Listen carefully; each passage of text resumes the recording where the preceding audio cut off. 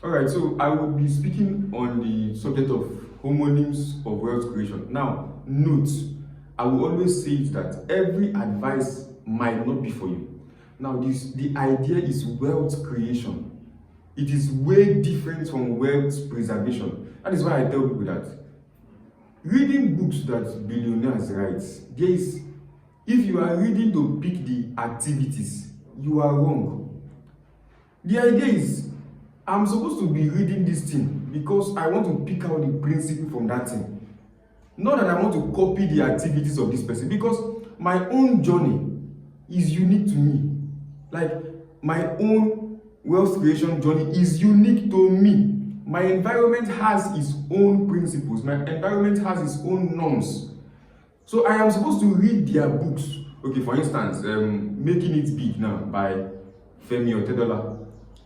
You can see in that place that in his book that he loaned from the bank, he loaned from this, he loaned from that.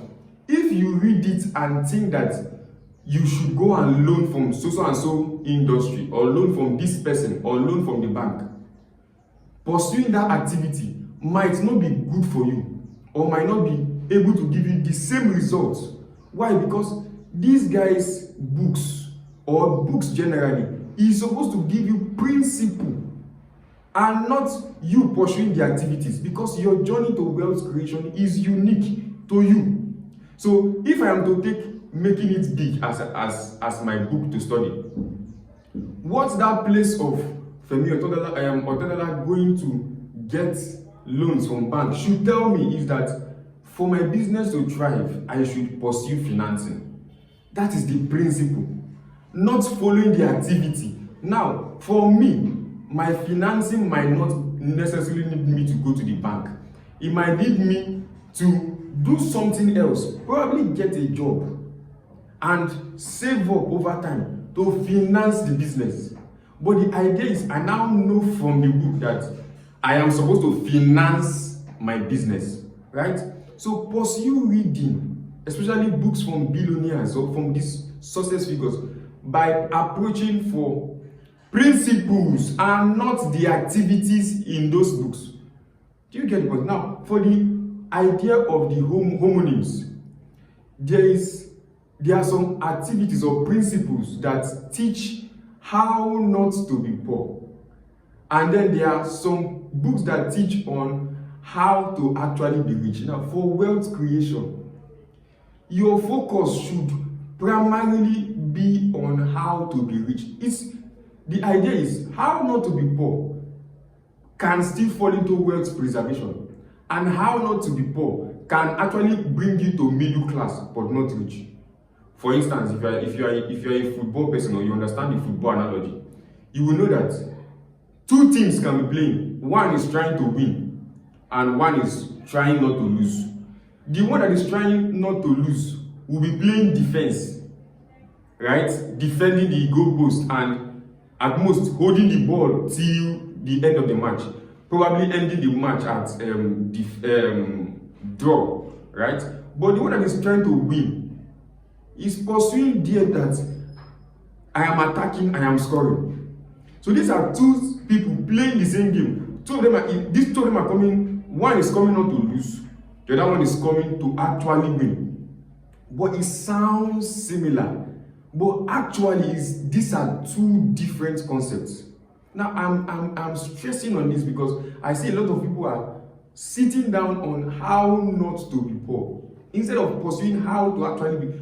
For instance, examples or studies around savings, studies around frugal spending, studies around investments, return on investment. These things are not how to actually be rich. If you see figures like Pella, Kata Efe, these guys have gotten the culture of understanding that how to actually be rich is producing value. You cannot save when you don't have money. So your focus should be, what is it that produces money? How can I produce it? You are not trying to invest.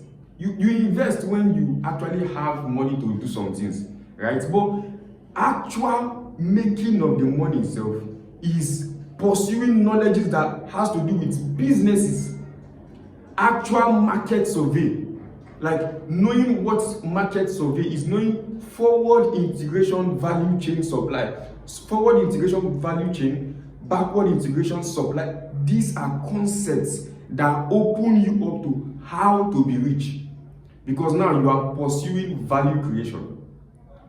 Remember, it sounds similar, how not to be poor and how to be rich. It sounds similar, but these are two different concepts. So study between the lines, study to see that you now know how to produce the money, because it is when you have money you can talk of savings, right? So when you are pursuing wealth, this is a message for wealth creation, not wealth preservation. Under wealth preservation, you can come into the savings culture, frugal spending, understanding return on investment, all of those strategies. But if you are a person that is starting from zero, your primary focus is, what is business, right?